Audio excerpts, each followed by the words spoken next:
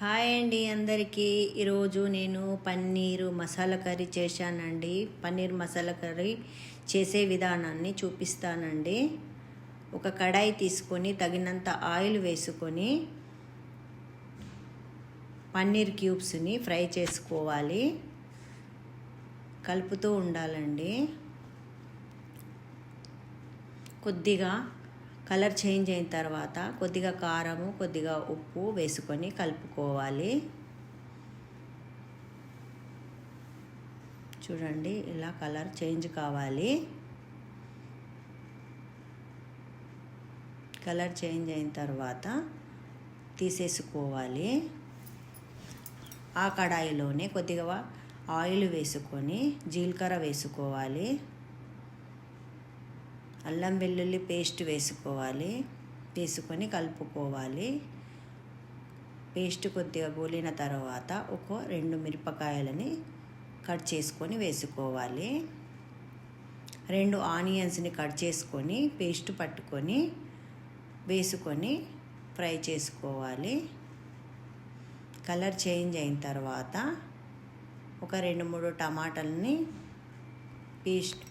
టమాటా puree చేసుకొని వేసుకొని కలుపుకొని మూత పెట్టుకొని ఉడికించుకోవాలి. చూడండి, ఇలా ఉడికిన తర్వాత తగినంత కారము, సాల్ట్, పసుపు, ధనియా పౌడరు, మసాలా, గరం మసాలా వేసుకొని కలుపుకొని మూత పెట్టుకోవాలి. కొద్దిగా ఉడికిన తర్వాత మూత తీసి కలుపుకొని చిన్నగా కట్ చేసిన కొత్తిమీరని వేసుకొని కలుపుకోవాలి. తగినంత వాటర్ వేసుకొని కలుపుకొని కొద్దిగా ఉడకనిచ్చుకోవాలి.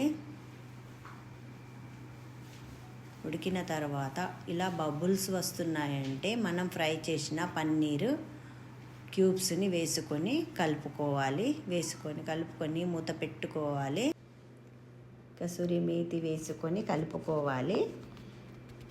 కలుపుకొని మూత పెట్టుకోవాలండి. మూత పెట్టుకొని ఉడికించుకోవాలి. ఇది చూడండి, ఈ విధంగా రావాలండి. మసాలా పేస్ట్ వేసుకొని కలుపుకోవాలండి. మసాలా పేస్ట్ కావాలంటే కామెంట్ చేయండి. చూడండి, మూత పెట్టుకొని ఉడికించుకోవాలి. చూడండి, ఈ విధంగా రావాలి. Thank you for watching.